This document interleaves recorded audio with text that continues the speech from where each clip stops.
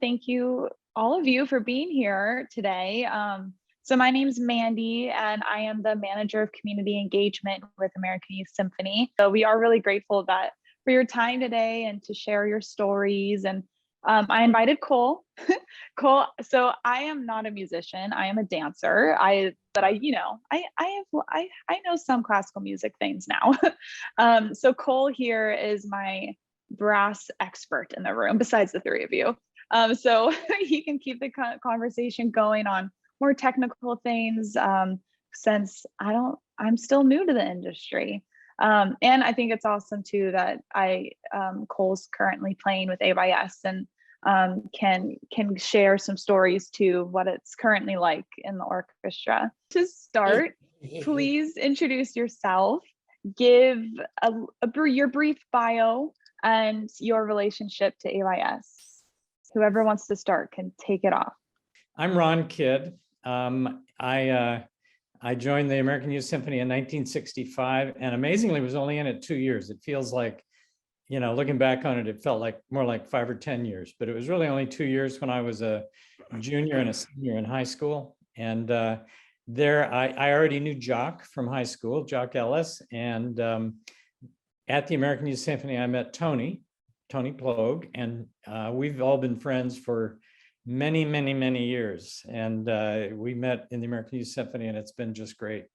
I stopped playing the trumpet a few years after that, and I went on to be a writer. And so I write middle grade fiction, and Tony and I are working on some operas, believe it or not. So that's my little bio. Thank you. Sure. Jock, do you want to go next? Yeah, sure. As Ron just pointed out, we came to AYS together in '65, and it was really just beginning to bloom with Mr. Mehta. And we were lucky enough to come in on the ground floor. He gave us a lot of perks. Ron, you played in UCLA too, didn't you, with him? I did eventually, yes. Yeah, not at that time. From him, right? Yeah. He got Ron and I into UCLA Symphony while we were still in high school, and got us college credits, and a great guy. And there we met that fellow in the middle, Mr. Tony Plog. And what do I still do? I still play trombone. I do jazz, rock and roll, funk stuff. Whatever I do, brass quintets. I like to play the trombone. It's a lot of fun, and I express myself with it. I enjoy it. Still, after all these years. Thanks, Jock. Tony, you're last but not least. Okay, I'm Tony Plog, and actually, of the three of us, Jock is the only one who still plays. So I joined the orchestra, I think, according to Ron, in 1967. No, I think it was shortly after I joined and Jock joined. So it would have been, I believe, maybe a little before Christmas in '65. So shortly after we joined. Really, that early? Are you sure? Yeah. Well, okay. Anyway, I joined, when I was at Glendale Junior College. I joined as 5th trumpet. The first rehearsal, I was 2nd trumpet, the second rehearsal, because the other 3 guys didn't show up. And for a couple of years, I was 2nd trumpet to Ron. So I was sitting right in between Ron and Jock, which was unbelievably great and funny. And then Ron left, and I became 1st trumpet for a couple of years until I left. And so I had a professional career as a trumpet player, played in some orchestras, chamber music, solo stuff, and retired in 2001 so I could pursue a composing career more. And so I've been a composer, and I've done a lot of teaching at schools actually around the world. And I've played in a few orchestras around the world too. And Ron and I have worked on a number of projects together. So, and Ron said a great many, many years. It's actually over 50 years. So, wow, it's a long time. Tony's being very, very, very self-depreciating. He's played with all the major symphonies. He knows everybody. He's one of the well-considered masters of the trumpet in the world, and I'm pleasured to know him. His writing is beautiful. He writes beautiful music too. I I'll pay think you afterwards, Jock. Cole, you've played some of his pieces, right? Yeah, I have. Yeah. Oh, really? Questions about some more famous compositions written for brass a little later, but yeah, I performed a snippet out of your brass trio a few years back, and That's a hard piece. oh yeah. So, it's really great to meet all of you guys, but yeah. My name is Cole Davis, and I am the second trombone in American Youth Symphony, and this is my third year performing with the orchestra, and I recently am a graduate at UCLA. So I just received my bachelor's in music, and now I'm here and in my third year at in AYS. So it's lovely to be here today. We all went to UCLA too, so That's what I I've guess heard. we really have a It's so connection cool. there. Yeah. Right now. Oh, great. Yeah. Representing. Well, so great to hear briefly your bios. We hope to go a little bit deeper into where your careers went after AYS, but we want to start at the beginning. And you mentioned it, Ron, that you and Jock joined AYS when you were in high school, which now in AYS, we only have one or two musicians in high school. Most of the musicians are currently studying with their undergraduate degrees or graduate programs or graduated and getting some more training before their next things. So I was curious if that was really typical with the founding of AYS, if there were other musicians in the orchestra that were in high school, and what was it like to be playing with such a high caliber of musicians at a young age? I think the demographics have probably changed in the orchestra, because at that time when we joined, Jock, wouldn't you say, and Tony, wouldn't you say probably half or a third were high school kids? Well, yeah, I didn't feel like we were certainly that young in there. It seemed like there were other people our age too. Yeah. I think as time went on, people stayed in the orchestra and the age went up that way. And also just it got better and better. But at the time, yeah. I think it was pretty much the only major youth orchestra around. And I think Mehta just kind of took people by how well they played. When you were in high school, did you know that you were part of something special and that this could launch into something a little bigger for you, and as you were thinking about college and your careers? I kind of felt like it was great. It was going to be a good springboard for us as musicians, because I think all of us wanted to be, to play with orchestras. And here was a chance to play with a group that had a wonderful conductor and some, very good players. And so that was my first real experience with an orchestra that really sounded pretty good. And, I'm sure the current orchestra is better, but at the time I think we're quite good. And so I used it, I envisioned it as a way to get to meet some of my goals as a musician. It was a blast. We had so much fun. It was in a way, it was a game changer for me, because it was my first real orchestral experience outside of playing in my high school orchestra. And I think maybe Glendale College had an orchestra, but I mean, it was not good at all. So that was my first experience really playing in a classical orchestra. And I still had this, I think, vision of classical musicians being stuffy and everything. And then all of a sudden I'm sitting between Ron and Jock, and it just, all of a sudden it was just incredibly fun. And I mean, we were not, compared to today, I don't think we were the most mature young people sitting in a brass section ever. And if you want, we can get into that. But it was just, it completely changed my way of thinking about classical music. And it's just, it became, even early on, I guess, a real passion that hasn't left me. I think I've done a lot of interviews with current musicians and like I mentioned, a few alumni, and most of them say that AYS is their first orchestral experience, and it does give them a different perspective on that and on the industry in general. So that's really interesting to hear that was the case for you three too, so many years ago. Mm-hmm. So I'd love to talk a little more about your experience with Mr. Mehta and his conducting style and leadership style. Love to hear any stories related to conducting, or the way he spoke about music, and how he really informed who you were too?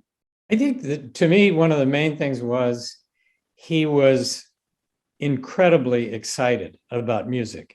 And he was so knowledgeable and had so much experience, years of experience playing in orchestras and conducting. And to be in the presence of somebody who was just always excited about this stuff, he didn't have to, there's no discipline issue or anything like that, because everybody just was excited to be with him, and he had this very kind of endearing and funny way of expressing himself, and but a great way of expressing himself about how music was a great thing to be doing and was a calling. He was so excited that sometimes we'd kind of laugh at him, but it was always with a feeling of great affection. He was not only excited, he was excitable. And there was like one story, and I forget if I was there and saw it. I think I saw it, but where occasionally he'd yell at somebody, if somebody was dragging or something like that. And Jock, you'll have to tell your story about the Rossini.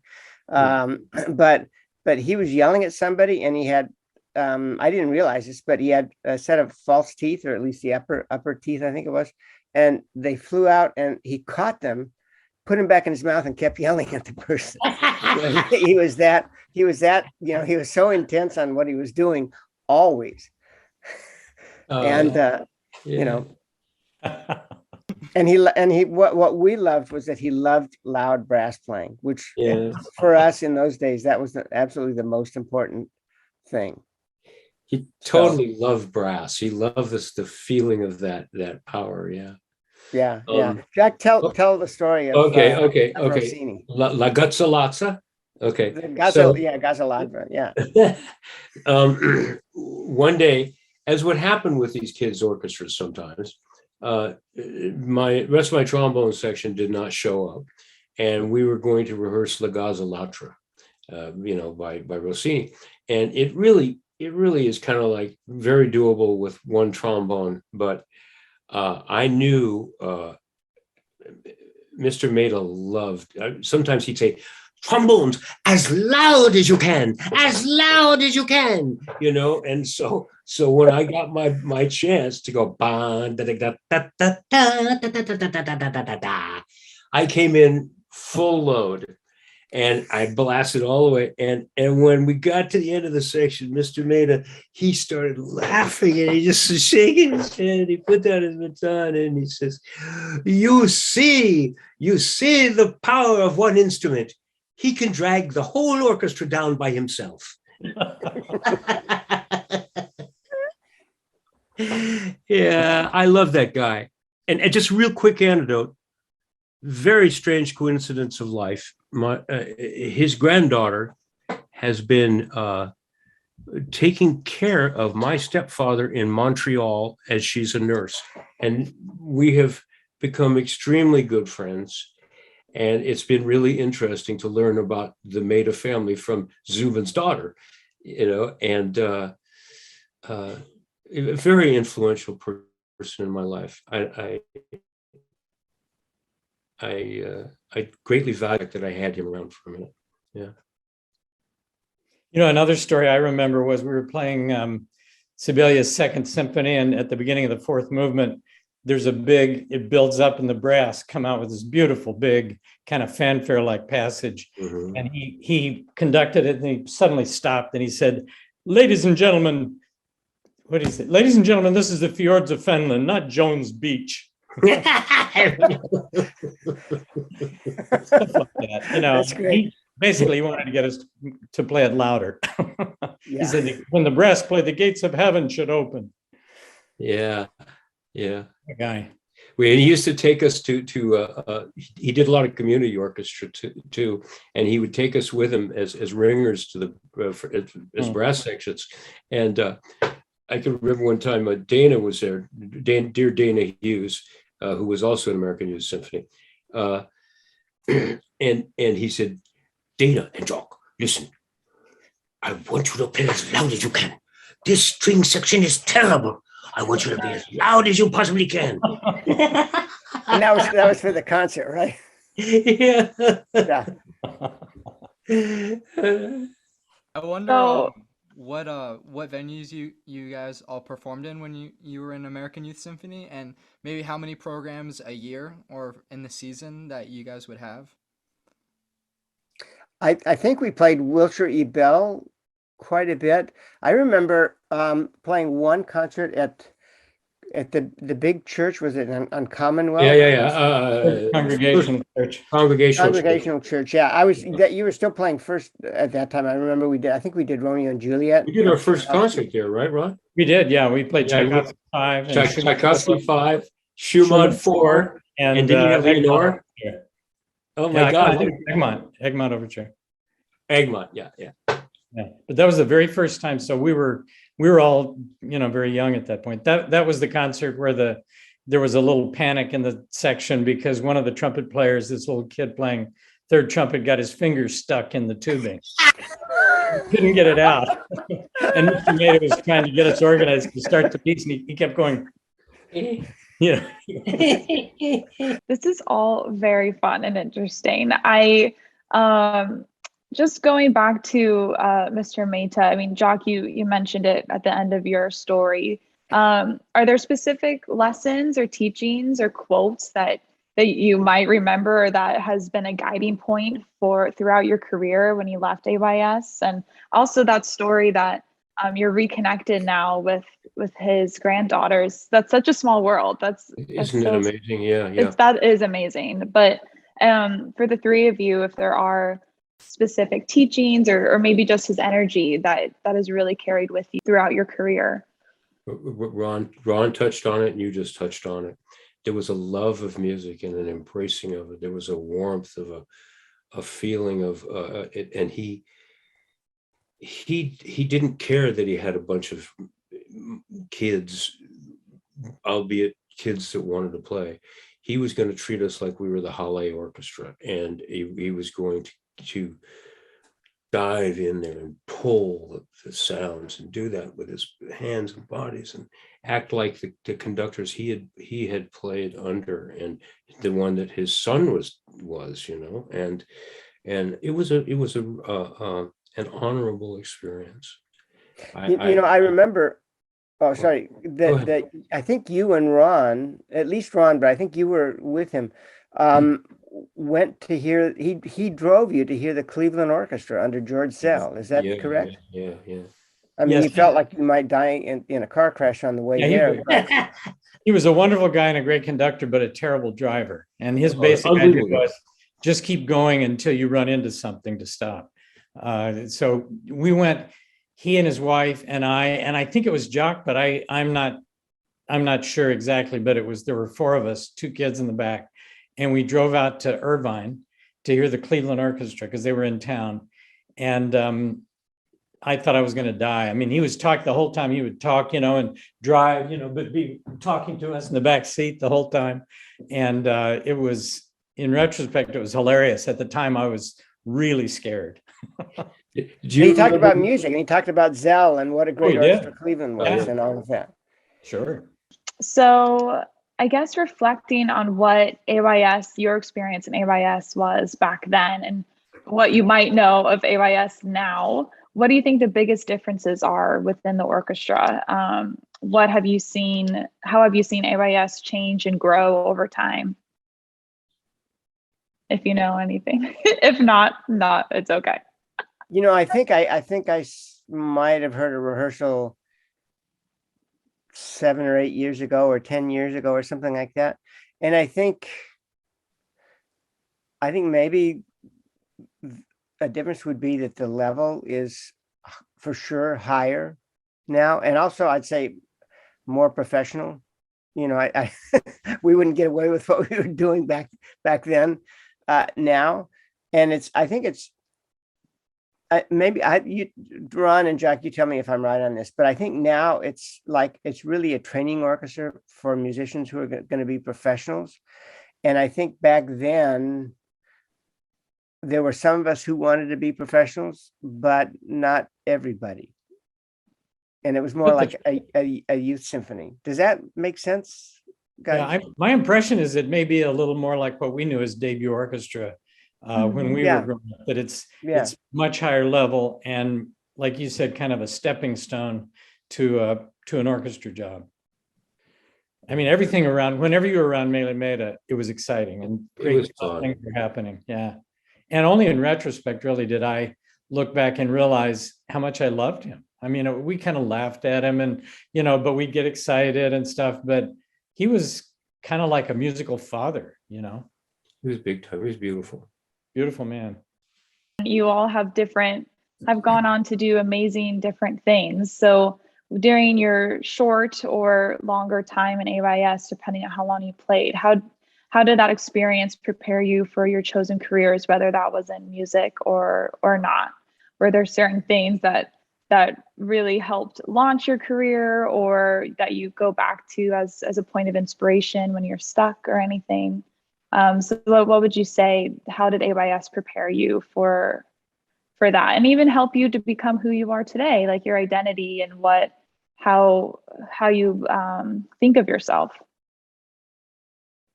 I think personally, it taught me that I needed to do something that I loved with my life, whatever it was, and it turned out not to be the trumpet, that it needed to be something that I loved kind of with all my heart, and which is the way I felt about music when I was with the group and ever since. That's really one of the main things I learned, I think.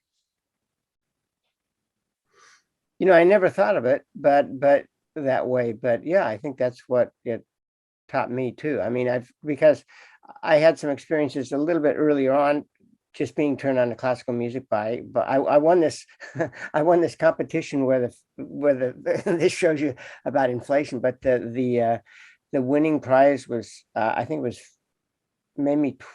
a $5 gift certificate to buy a classical record.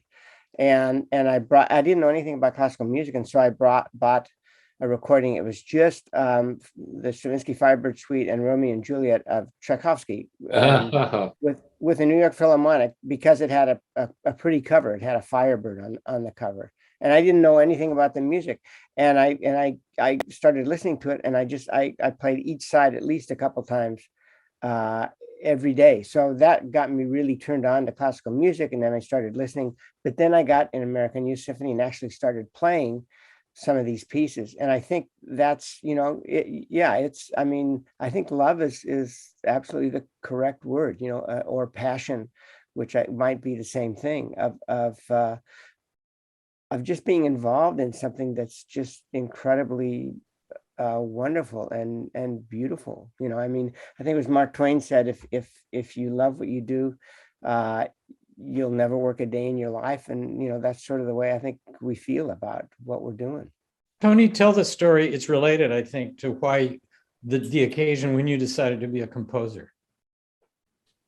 Oh, okay. Well, I was in Berlin in December of 1989, just before 1990. And I was there to play. I'd flown over to play a couple of Christmas oratorios and a couple of concerts with organ, solo concerts with organ. And I had one free night, and I was staying with some people who lived right across the street from the Deutsche Oper. And that night, they weren't doing an opera, but they were doing the Prokofiev Romeo and Juliet, which is one of my all-time favorite pieces. And they were doing the entire ballet. And so I went to see if I could go to the concert. It turned out that somebody had tickets, was not going to attend the performance, and just gave me a ticket. And so I was able to get in for free to listen to the ballet.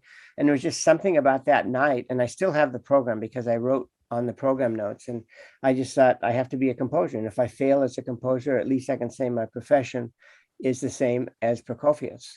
And that night, I think I probably would have gone that direction anyway, but that night just crystallized things for me, where it's like, this is what I have to do. And if I'm going to be broke my whole life, okay, I'm going to be broke my whole life, and it will take me some time to get into it. So I still kept playing for 10 years before I quit the trumpet, but that was really an important evening for me. That was what you were talking about? Yes, that's great. Yeah, yeah. For me, I had been listening to classical music ever since I was a little kid. My father loved classical music, and as Ron knows, I had a huge record collection. And so This is when he was like 14 years old. so when I started playing that stuff, though, and when you're in the middle of a brass section and you get to bring down the heavens, I mean, more than one time I had goosebumps all up and down my arms, or tears running down my eyes, and just from the simple things like the A at the end of the Brahms second, bah! And you go, oh, it's just a rush, yeah. Anyway, yeah, the warmth, the beauty, it prepared me for debut. It prepared me for a lot of other things, I chose not to continue on as a classical musician in general, because I'm too crazy to count all those rests and sit still. At times I regret that decision, because it's hard to get enough work, and an orchestra is a good place to have it. And I have some very crazy friends that are in orchestras. Miles was always, but yeah, I mostly jazz and rock, as I said now. But And what Jock, I mean, one of the things that Jock does, he plays with some really great bands. And one of the bands that he plays with is Robbie Krieger's band. Robbie Krieger wrote a lot of the songs and was the guitar player for the Doors. So Jock has some history there. I get to play with good musicians, I definitely do here, and wonderful, wonderful people, and that keeps me going. I mean, it's not real lucrative where I am at this moment, but it's satisfying to the soul. Yeah. Yeah. I And I still play my Bach suites, and I play with Jamie Aebersold's records, and it keeps me busy, Cole, you're going to say something? Yeah, I find it so interesting that, when I joined the meeting, immediately, we all joked about how I'm a trombone player, and I think amongst all of us brass musicians, it's something that tied into our identity. And so I'm wondering how being a brass player has shaped your identity, or maybe what made you guys gravitate towards playing a brass instrument and having a different kind of personality, either in the orchestra or in any sort of group that you're, whether it's like a jazz combo or a rock band. What like prominent about brass and how it shapes you as a person? I would say, just for me, being a brass player probably dropped my IQ about 20 or 30 points, something like that. Just guessing. You guys take it first. I thought, for me, it wasn't, as you might expect, an expression of my personality, the fact that I wanted or needed to be a brass player. It was really just the opposite. I was very shy and kind of, with a little bit withdrawn and kind of bookish, and playing the trumpet gave me a place where I could be, bold and strong, and that really, I think it really helped me by being that way and giving me a place where I could imagine a little bit different personality for myself. Yeah, I can't really remember why I decided to take the trombone. But as I started doing it, I started realizing, hey, I'm kind of good at this, and I do like the sound of it, and I can be very powerful doing this, and I'm getting good at it. And I started to really, really love the sound and the experience of playing it. This is more of a fun question that could be answered anyway, but Mr. Anthony Plog, I was wondering, what out of all compositions you've do you find to be the most difficult, and for what reasons, for the performer, or as a challenge to express, maybe? What do you find in your compositions to be maybe the most for a performer? Everything Tony writes is hard. Say that again. I said everything you write is hard. Yeah. I don't mean to, but and please Not call me all. Tony. Yeah, please call me Tony. I think there are two different types of difficult. One is like just technically difficult. And then the other type of difficult is interpretively difficult, meaning that it may be a relatively simple piece technically, or not as demanding technically, but you have to spend more time really getting into the piece. And so, I mean, I've written some things that are for sure technically difficult, and I think I've written some other things that I think are interpretively difficult, but I think most people would think of the technical stuff as being the most difficult. But I think actually, in a way, interpretation is a little bit more difficult. I have a podcast now, and where I interview people, and I did one interview with some entrepreneurs, two people who were married, but they're entrepreneurs, and one is a trumpet player and the other is a violin player. And we got to talking about chamber music a lot. And the violin player, Sarah, said that it was frustrating to her that when brass quintets would rehearse, they'd do a couple rehearsals and play a concert. And a string quartet would be having several months of rehearsals before they do a concert. In other words, of course, they were playing Beethoven quartets and Bartok and Shostakovich, but they would really, really go deeply into a piece. And I think that's what tends to be missing some of the times with brass players. Our literature is not as good as string quartets, but we still do have some really great pieces. And so I think, to get back to your question, I'm not sure that I could really say, which one of my pieces is difficult. For example, I've written some trumpet concerti. I've written 3 trumpet concerti, and the first was for brass ensemble, which technically is a sort of a showpiece, meaning difficult. Translation is difficult. And the second is also difficult, but I think it's much more, you have to do more probing. There's more meaning to what I was trying to do with that piece. So I'd say there are maybe different types of difficulty, if that makes sense. Playable difficulty is preferred. Yeah. And I mean, the I don't want to say problem. I guess the challenge or the interesting thing these days is that there are some performers now. For example, if you take the trumpet soloist Håkan Hardenberger, or if you take Joe Alessi, for example, who can play things that other people just can't play. I just heard, I don't know if you've heard this yet, Joe sent me a link of his premiere of the Chick Corea trombone concerto. Yeah, I haven't heard it yet, actually. Yeah, it's off the charts scary how he plays in concert. I mean, it's unbelievable. It's like he doesn't make a mistake, and it's so risk-taking, and the piece is so difficult that's okay. That's sort of beyond difficult, and that's a piece that only a few people can play. I hope that with my stuff, certain movements or certain pieces might be difficult, but that they're still playable. That's my hope, at least. Question for Jock. Yeah. More about the types of groups with. The one that popped out to me the most was the time you spent recording for Frank Zappa. Yeah. And I wanted to know, like, your experience in that group specifically. Frank was he was a one of a kind. He was a very talented, self-interested, funny guy.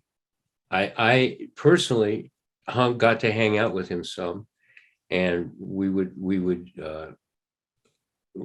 be talking about stuff. I'd go downstairs in his house, and he would be editing films and stuff like that. My friendship with him was a friendship, but he's always doing his thing, As far as playing, I have mixed feelings about. I don't know if you. It sounds like you Googled me. There's probably 20, 25 tunes on YouTube that were all recorded at Royce Hall, and we did a lot of concerts there, live, and sometimes he would repeat himself and stuff like that, and write stuff that was in that genre where I'd say it was not really playable well. It's not that. When I say playable, I don't necessarily mean that it's just Joe Alessi hard, but I mean it's like, because what he used to do is he used to pick with his guitar, and then he would write out what he had just played, and including all the upstrokes with a pick and stuff like that. And so you'd have 30-second note rest. I played Webern stuff that was easier than that with debut, you know, and I always played some stuff. His writing was very, very difficult because of all that kind of stuff. You know, and all kinds of things. If you listen to that stuff, he did so much of that. Some of it for dubious effect, but that's what he wanted to do. It was great. I was going to play with him again, but I had a band that I had started with some other guys, and we actually had a billboard on Sunset. And then Frank called me one morning and says, "Hey, listen, I'm getting ready to go on the road, and I'm calling you first. How about some work with a capital W?" And I said, "Oh man, I can't go on the road right now. We just got a billboard on Sunset and stuff." And that was that. Yeah. And then the record company folded 3 months later. So that didn't work out for any of us. But Frank was a unique character, an absolutely one of a kind guy. Yeah. Jack, what was your world misses him? Huh? What was your favorite band or group that you played with in your long career? Really, really, really, really, really strange and interesting. I have to say my band Fun Zone was very much so, because everything that was there I'd written, and we were performing, and we did the Canada Jam in front of 200,000 people, and we had, you know, there was momentum behind it. That was certainly felt really good. I have played with some bands that have just given me goosebumps. There's so many of them. This band that I played with, rehearsed with pre-COVID, Lad McIntosh. The guy's a writer, writes for films and stuff, and he writes the funniest music. And the band is just so good. The players are so good that's a blast. I've gotten to play with Benny Maupin and a lot of great people like that. And you go on stage with those kind of guys, and you have this uplifting experience of being, you know, levitated almost. Very much like the classical experience, in that when you do get to play in the classical thing, especially when you get to play solos with bands like that, and you feel improvising, if you're really locked in, it feels like you're on the crest of a wave. Is the best way I can describe it. So whenever that's happened, I can't give you a favorite, because man, there's so much beautiful music in this world, and beautiful musical experiences, you know. And I've gotten to do a lot of them, and yeah, just like I won't tell you who's my favorite composer, who's my favorite this, that, although I have some that I care for more than others. Yeah. Does that answer your question all? Yeah, no, that was great. I loved hearing all of that. Yeah. You know, one thing when you were talking, it just made me think that when we were playing an American Youth Symphony, Mahler was essentially an unheard of composer, and he was just coming into prominence. And we get to do that one at that time. And when I joined American Youth Symphony, I had no idea who Mahler was. And I remember going to hear the LA Philharmonic play Mahler's Third, and I had no idea there was a post-horn solo in it, for example. And the audience didn't even. Because I remember, I'll never forget this moment. Bob Duvall, who was the principal trumpet in the LA Philharmonic, played the post-horn solo beautifully, and it was just magical. And when he finished the first phrase where the orchestra came back in, the Dorothy Chandler Pavilion, I think that's 3,200 people, was packed, and there was this collective just sigh of, you know, that was just so beautiful. I get goosebumps right now talking about it. And so that shows you, I mean, that really dates us, but it really was a sort of a different time. And we've, not to change the direction of this conversation, but I've talked a little bit about myself and Jock about himself, but Ron's had a great career as a writer. And I don't know, Ron, if you'd want to talk about that a little bit. Yeah, I did want to ask you, Ron, you were coming up next. Yeah, sorry, I didn't want to take over the no, interview here.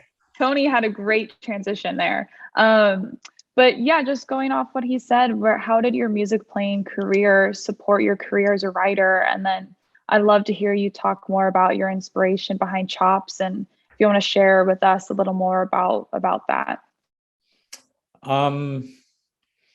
There was a gap of about, I don't know, 7 or 8 years between when I stopped playing the trumpet and when I discovered or realized that I wanted to write and wrote my first novel. So it didn't happen immediately afterward. But as I said, it was something that once I started doing it and trying it, I realized that I loved it. And that was one thing that I really took from the American Youth Symphony experience that I had. So I started out writing kind of genre novels, like sports stories and comedies and mysteries and things like that. And Tony and I were in touch this whole time. And Tony would always tell me that I needed to do something more, deeper. And I always said, oh, no, really, all I want to do is entertain people. And then I went through about a 10-year period where I wrote plays. And somehow when I wrote a play, it was for adults. It was not for kids, unlike my other writing. And somehow it encouraged me and allowed me to write more seriously. And so when I came out of that experience, I had some plays I was very proud of, but when I went back to writing novels, I wrote very differently. And so suddenly so most of what I've written since then is historical fiction and things that really I'm very proud of and I think have a little bit more depth. So anyway, I've had kind of those 2 or 3 phases of my writing career. And I'm really in a new phase now, literally with Tony. The past few years, we've written a couple of cantatas together. I do the words, he does the music, of course. And we've done one opera that was just workshopped in upstate New York at Siegel Festival, which is an opera development program. And we're working on a new opera right now. In fact, this morning I was just working on one of the scenes, Tony. So okay, and just sent me some criticisms of what I just written. Let's say ideas. Ideas, okay. So, and we're doing more operas and other pieces, and I feel like that's a whole new phase because it's writing, but it's writing that is in the field of music, and all of a sudden, I'm back in music, which is great. That's wonderful. And then how does chops come in? All along the way, in between novels, I have written short memoirs like Chops. Chops tells my experience playing the trumpet. The first one I wrote was when my wife Yvonne and I had a daughter, and it was quite an amazing experience that we went through that led to that. And so I decided I needed to write that down just to have it in writing so that, I'd remember it, people could read about it.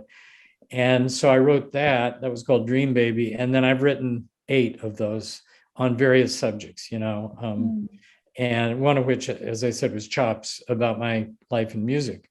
I wrote another one about Tony and me, our work that we've done together, and different ones. And so these will be published over the next 6 months or so. So they're unpublished yet. So the one that you read actually has not yet been published, unlike my novels that have been published. Yeah. Dream Baby is an amazing memoir. I think all of the memoirs are good, but I think that's the best of the bunch. And there's a place in Dream Baby. Every time I read it, I get choked up. Even talking about it, I get choked up. So it's great. And their daughter now is 25. 24. Yeah, she 24. lives in Chicago, and she's into math. She's a mathematician and computer software engineer. So, wow, kind of different from what I've done. Yes. Well, I think that's really amazing that the 3 of you have stayed in touch for all of these years and continue to collaborate on projects together, whether they're personal projects or creative projects or play together. I think that, I don't know, that really shows too how deep your friendship really is and how AYS kind of helped it blossom and continue that love, that this conversation theme I feel is love and finding and doing things that bring you joy. And I think that is really, truly amazing. we do have a few more questions. I know that we're getting close to our Zoom fatigue moments, but kind of on that subject, what what advice would you give to Cole or other folks in American Youth Symphony, now on the other side and been playing and having a long career? And what advice would you give to young musicians now who are exploring different career paths or avenues, or even a career in music? So kind of reflecting on what you wish someone told you when you were 18, 20. I'll go first, maybe. Cole, do you want to be a professional player? I do. Yeah, I want to be a professional orchestral trombone player. Okay, who do you study with now? I study with James and David Rahano Cantero of the LA Philharmonic. Okay. Do you ever see John Lofton? Yeah, I've seen John Lofton. Yeah. Please tell him hi from me. When he toured with the Summit Brass, we used to call each other brothers, which was pretty funny. So yeah, I'll let him know if I happen to see him anytime soon. yeah, he's a great guy. You know what I would say is a couple of things. Number one, you have to be willing to work really, really hard. So I mean, try to have the feeling that if you go to an orchestral audition, that you're better prepared than anybody. You know, that you know not just the excerpt, but the piece, you know, the idea behind the piece. You've listened to recordings of all the great players doing it and all of that. I'll throw out a whole bunch of ideas. I'd say take a couple lessons from singers, you know, professors, singing professors. Play a Bordoni for them and see what they have to say. Jock and Ron and I, but especially Jock and Ron, because I was not involved in this, but they would get together, I think, at Jock's house and listen to records all night long, you know. We didn't have YouTube or anything like that, and you have YouTube now. So not only can you hear the great orchestras live, you can also hear interviews with all of these great people. And one thing I just heard when I copy music, when I engrave music, I listen to interviews and things like that. And I just heard an interview with an author who wrote a book about creativity called the War of Art. And one of the things he said is to be a professional. And his idea is you don't have to earn money, but you can be a professional starting right now. Meaning, for example, like the podcast where I interviewed Joe Alessi and Chris Martin, we talked about their habits, a little bit about their habits. They have very professional habits. So you or anybody can, even though you're not playing in the New York Philharmonic, you can adopt those habits. And that's one of the reasons why, of course, Joe and Chris Martin and whoever your favorite trombone players are, they're very talented, but more than talent, they worked really hard. They have really good habits, and they're really smart about the way they do things, and they keep improving. You know, Joe could rest on his laurels, but he's not. He's still getting better, you know, which is pretty amazing to think about that. So I'd say just try and keep learning. And just one final thing, I asked we had a master class when I was teaching in Freiburg with a Russian violinist who was a professor there. And I asked him about reading, and he told this story about Vladimir Horowitz when he was 11 years old. And he took a lesson from Scriabin, the great Russian composer and pianist. And Horowitz was only 11, but evidently, according to Nicholas Chumachenko, this violin player, he was already Horowitz. I mean, he was already great. And so he played one etude for Scriabin, and Scriabin said, okay, great, sounds great, goodbye. And Horowitz said, aren't you going to teach me anything? And Scriabin said, no, everything, goodbye. And Horowitz told that story evidently when he was 85, and he said he followed that all his life. And what Scriabin meant was know about ballet, know about history, know about politics, know about sports. Fill your mind with as many great things as you can. And that's going to make your music making deeper, because there are a lot of brass players who are just sort of brass jocks. And you can really hear that in their playing. And you listen to somebody like Joe or, whoever your favorite players are. And not only are they great players, but they're great musicians because they can express more, and what I think what we're talking about today in different ways is music being an expression of different feelings and stuff. Anyway, I talked too long. Ron or Jock, you guys take over. Well, I might say, as you get older, life starts getting more and more in the way. It's hard. However, you're able to do this now. It's great, but it's going to be harder and harder to support oneself. Maybe you're in a position, Cole, where you are supported, but that kind of stuff gets in the way. Keep that horn in your face, man. Just practice as much as you can. Practice everything. Play the Jamie Aebersold stuff. Play jazz. Play everything to open you up. Like what Tony's saying. I was really successful when I was very young, and I started getting an attitude, and I didn't practice as much. And I think that it affected me for years. I started developing bad habits and stuff. Just keep that horn in your face. It may take a minute to get that gig. Tony took an awful lot of gigs around the world. How many orchestras were you in, Tony, around the world? You mean like full time? Well, let's see. San Antonio, Utah. LA Chamber was not a full time orchestra then. So I mean, I played LA Chamber or Pacific Symphony, but they were pickup gigs. So I'd say San Antonio, Utah, Malmö Symphony in Sweden, Basel Symphony in Switzerland. And then I've gone on some tours and things like that, other things. So yeah, it's like, so can't hold down a job. So and I know there's like 3 or 4 gigs in every orchestra. So you got to be ready when that one shot hits. Develop a good, happy social personality too, so that people like you in those situations. I think Bring that's the music to it, like Tony's been saying all along. Bring the music to it, man. When you got a solo, don't worry about the notes. Worry about bringing the music to it, and you will hit the notes.